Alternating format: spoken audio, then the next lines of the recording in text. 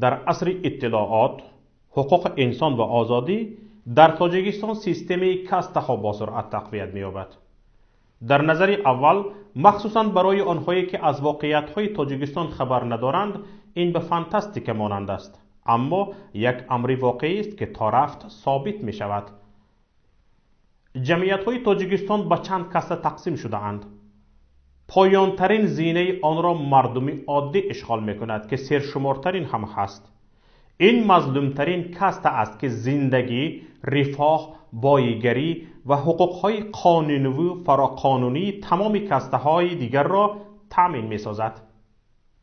این هم در حالی است که بیش از نیم عصر است جهان کاسته‌های هندی را مایه شرمندگی بشر می‌داند و آن را با شدت محکوم می‌سازد. خودی مقامات هند و قسمت بزرگی از مردم این کشور هم به مبارزه علیه این پدیده منفور برخاستند و کوشش میکنند آن را از فرهنگ این مردم بیرون اندازند. امروز دو زینه اولی کاسته تاجیکی را برایتان معرفی میکنیم. کاسته عالی، عائله. در صدر کاسته های تاجیکستان خانواده رئیس جمهور تاجیکستان قرار دارد که به آن کوتاه عائله گفته می شود. این عالی ترین کاسته در تاجیکستان بوده از حقوق و امکانیت های بی محدود برخوردار است. در داخل خود این کاسته نیز به دو زینه تقسیم می شود. ا. پیشوا، سرداری عائله. حال رئیس جمهور تاجیکستان امامعلی رحمان که پیشوای ملت عنوان گرفته است قانونا معصوم شمارده شده است. طبق قانون نو جمهوری تاجیکستان درباره اساسگذار صلح و وحدت ملی پیشوای ملت، پیشوا از تمام جوابگری ها آزاد است و کسی حق کشیدن او به جوابگری را ندارد.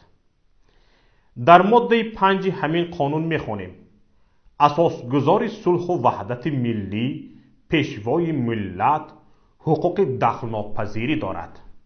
او برای عملهایش در دوره اجرای وکالت‌های رئیس شورای عالی جمهوری تاجیکستان، سرور دولت، پرزیدنت جمهوری تاجیکستان و صلاحیت‌های اساسگذار صلح و وحدت ملی پیشوای ملت به جوابگری کشیده نمی‌شود. دوم، اساسگذار صلح و وحدت ملی پیشوای ملت را دستگیر نمودن، به حبس گرفتن، کافت و گاف کردن و مجبوراً آوردن منع است. طبق همین قانون تمام نیازهای پیشوا سر از منزل استقامتی تا خدمات طبی و نقلیات در سطح عالی از حساب بودجه دولت یکمری کفالت داده شده است. بر ضمن اینکه تمام نیازهای او از طرف بودجه تامین کرده می شود، به امامعلی رحمان یکمری به شاید بزرگترین نفقه در جهان تامین کرده می شود.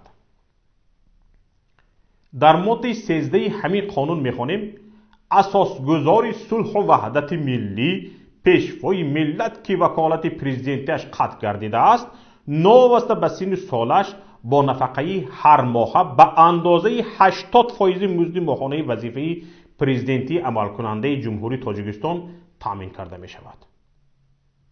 ماهانه پرزیدنت عمل کننده جمهوری تاجیکستان پنهان داشته می شود، اما طبق معلومات گوناگون آن از 50 تا 200 هزار دلار را تشکیل می دهد. با یک قانون دیگر 0.2% بودجه کشور یکمری در اختیار فاند خیروی پیشوای ملت قرار گرفته است. مبلغ‌های این فاند گویا برای کارهای خیروی مصرف خواهند شد، اما کسی حق تفتیش فعالیت آن را ندارد. بودجه تاجیکستان برای سال 2019 نزدیک به 24 میلیارد سومانی را تشکیل داد که 2% آن برابر به 480 میلیون سومانی یا 48 میلیون دلار است. بجز از صلاحیت‌هایی که با تغییر قانون‌ها و حتی سرقانون به پیشوا داده شده است، او صلاحیت‌های دیگری را غیر قانونی صاحب شده است. یکی از چنین صلاحیت‌ها این است که او فراتر از قانون است و فرمانش از قانون و حتی سرقانون وزن بیشتر دارد. یعنی اگر فرمان او با قانون و سرقانون موافقت نکرد، اولویت به فرمان پیشوا داده می شود. این صلاحیت او کی هاست که در جامعه قبول شده و آن فرمان بالا نامیده می شود. هرگاه شهروند به عمل غیر قانونی مقامات اعتراض کرد، مقامات آن را چون فرمان از بالا شرح می دهند و بحث با همین تمام می شود. بالا یعنی پیشوا. Когда президент решил, что ему все позволено, ему позволено нарушать Конституцию, если ты посылаешь людей, которые ведут себя как бандиты, если ты им даешь приказ, который могут выполнять только бандиты, потому что обычные правоохранительные органы такие приказы не выполняют. Если ты себя ведешь как пахан, то ты перестаешь быть президентом, ты перестаешь быть гарантом Конституции, и ты и есть бандит. Если ты был бандитом, то место бандитам в тюрьме. فرزندان پیشوا. این زینه کاسته عالی پس از پیشوا قرار دارد و اکثر صلاحیت‌های بیرون از قانون پیشوا را دارا است. به شمار فرزندان که از 9 نفر عبارتند، اینچنین دامادها که شمارشان 7 نفر و نبیرگان که شمارشان را شاید خود پیشوا هم نداند شامل می باشند. حرف فرزندان دامادها هم، حالا نبیرگان تازه وارد بیزنس سیاست می شوند، بالاتر از قانون است و می توانند به دلخواه مقامات فرمان دهند و خودشان از حد قانون تجاوز نمایند. گذشت‌های همیشگی تاجیکستان به قرقیزستان در بحث زمینی نمونه بارز این صلاحیت هاست. به خاطر خلل وارد نشدن به قاچاق مواد سوخت داماد رئیس جمهور شمس‌الله صاحبوف، مقامات تاجیکستان مجبورند همیشه در بحث مرزی عقب نشینی کنند. Для президента каждый погибший солдат – это часть, если у тебя есть сердце, часть твоего сердца умирает. Если у тебя есть калькулятор, когда ты считаешь доходы на войне, то тебе пофиг. تقسیم تمام ساحه‌های بیزنس و مناپولی غیر قانونی آنها، واگذاشتن راه اساسی کشور شمال و جنوب به آزاده رحمان و شوهرش جمال الدین نوریلیف که خلاف تمام قانونها و سرقانون است. به دست خسوری زرینه و پدرش سیاوش صبوری بیگ صبور دادن ساحه علاقه، غصب تمام بازارهای کشور از طرف دختران و دامادها. این روی خط را میتوان در چند صحیفه ادامه داد.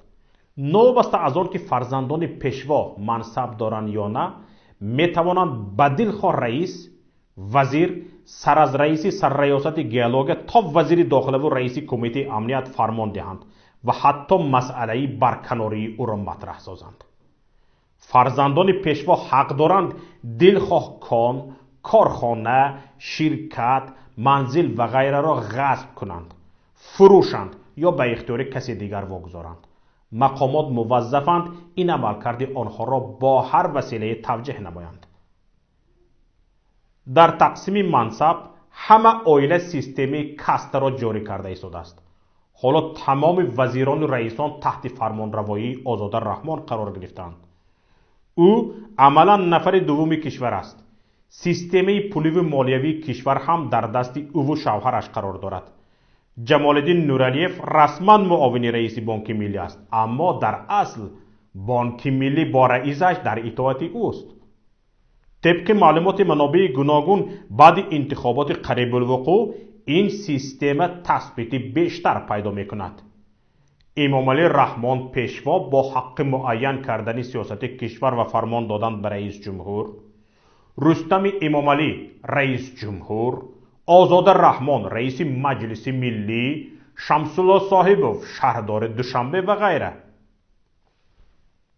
تا اینجا کاسته عالی را گفتیم. میگذاریم به کاسته اول، خویشاوندان. به این زینه کاسته اقربای رئیس جمهور و قضاهای بیشماری او را میتوان وارد کرد. چرا بیشمار؟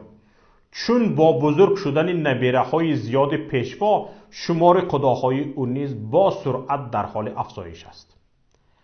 اکثریت کل وزیران و رئیسان کمیته ها به این گروه شاملند یا یکی از نزدیکان رئیس جمهورند.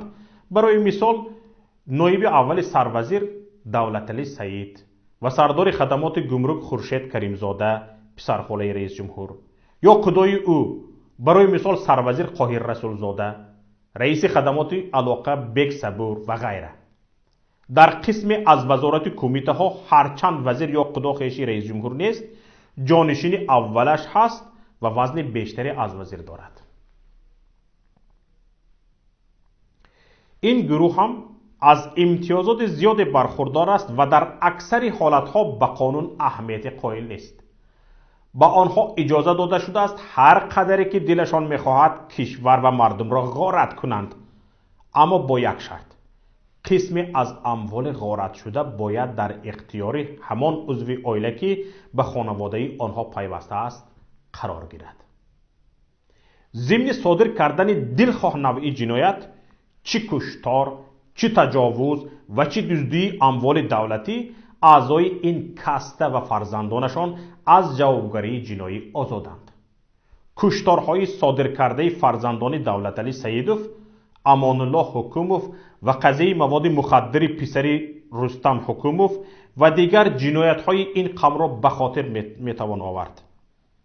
یگانه جزایی که آنها میتوانند گیرند این است که در صورت اعتراضی جامعه شهروندی و زیاد نوشتن رسانه‌ها درباره آن جنایت، مجرم را برای مدت کوتاه حکم حبس میدهند، اما او به زندان نمیرود، بلکه موظف میشود در خانه اش پنهان باشد یا در خارج به سر برد.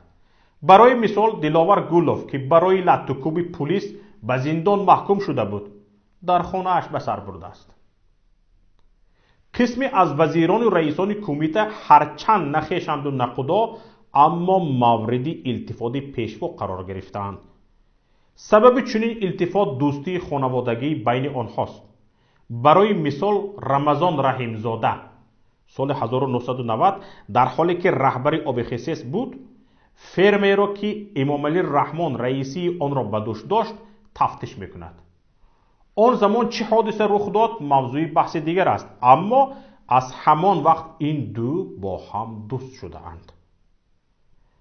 و این کاسته چند نفر دیگر شاملند که بی داشتن هیچ قرابت خویشاوندی و دوستی خانوادگی وارد آن شده اند. اینها محمد سعید عبیداللهیف رئیس مجلس ملی، سیمومین یتیموف رهبر کمیته دولتی امنیت ملی و منصور عمروف جانشین سابق یتیموف و سردار سرریاست اجرایی جزای وزارت عدلیه. به کاسته اول شامل شدن آنها هیچ بستگی به التفات پیشوا ندارد. آنها قدرتمندتر از آنند که پیشوا تواند از التفاتش محروم سازد، هرچند این قدرت تا رفتر ضعیفتر می شود. هر سه این نفرانی که نامشان را ذکر کردیم به مافیای فرخار شاملند و ظاهرا از همدیگر پشتیبانی می کنند. اکثر اعضای این کاسته در خارج خانه و اموال و در آفشارها صورت حساب دارند. در برنامه‌های من بعد درباره کاسته های ثانی حرف خواهیم زد.